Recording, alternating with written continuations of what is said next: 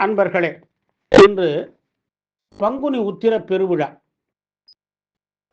தோவாளை ஸ்ரீ சுப்பிரமணிய சுவாமி திருக்கோவிலுக்கு நாம் செல்கிறோம். கன்னியாகுமரி மாவட்டம் தோவாளை என்னும் ஊரில் இந்த கோவில் அமைந்துள்ளது.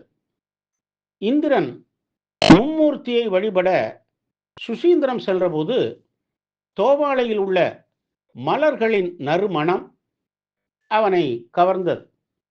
அந்த மலர்களை அவன் தினமும் சுசீந்திரம் எடுத்து சென்று சிவ வழிபாட்டிற்கு பயன்படுத்தினான். சாப விமோசனம் பெற்று விண்ணுலகம் சென்ற பின்பும் தினமும் மலர் பறித்து அனுப்ப சில தேவர்களை இந்திரன் இங்கு குடி அமர்த்தினான். அவ்வாறு இந்திரனால் குடி அமர்த்தப்பட்ட தேவர்கள் வாழ்ந்த ஊர் தேவர் வாழ்வினை என பெற்று பின்னர் தோவாளை என மாறிவிட்டது.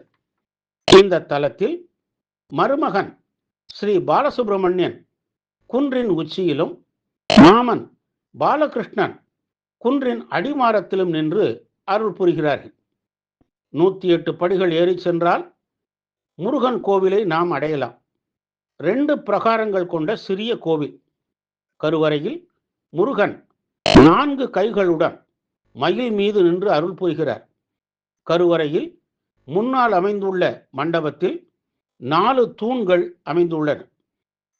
இந்4 தூண்களிலும் வீரமகேந்திரர், விநாயகர், ஆண்டி கோலத்தில் முருகன் ஆகியோர் காட்சி தருகிறார்கள். ராமர், இலக்குவன், சீதை, அனுமன், பாலகிருஷ்ணர், பாலசுப்பிரமணியர், மீனாட்சி, காமாட்சி ஆகியோருடைய புடைப்பு சிற்பங்களையும் இங்கு நான் பார்க்கலாம். கருவறையில் உள்ள முருகன் திருமலை அமரர் பதிகாத்த நாயனார் என போற்றப்படுகிறார். மாமனும் மருமகனும் காட்சி தரும் குன்று என்பது இங்கே தனிச்சிறப்பு.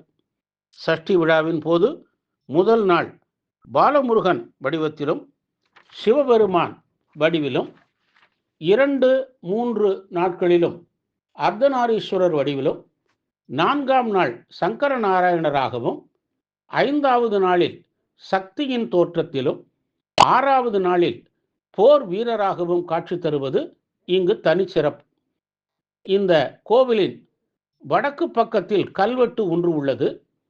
இந்த கோவில் 15ஆம் நூற்றாண்டில் கட்டப்பட்டுள்ளது. இந்த தலத்திற்கு எதிர்வில்லி சோழபுரம் என்றும் பெயர் உண்டு. ஆடி மாதம் கடைசி வெள்ளியன்று மலர் முழுக்கு விழா, பங்குனி உத்திரம், கந்த சஷ்டி, கார்த்திகை போன்றவை இங்கு விழா நாட்கள்.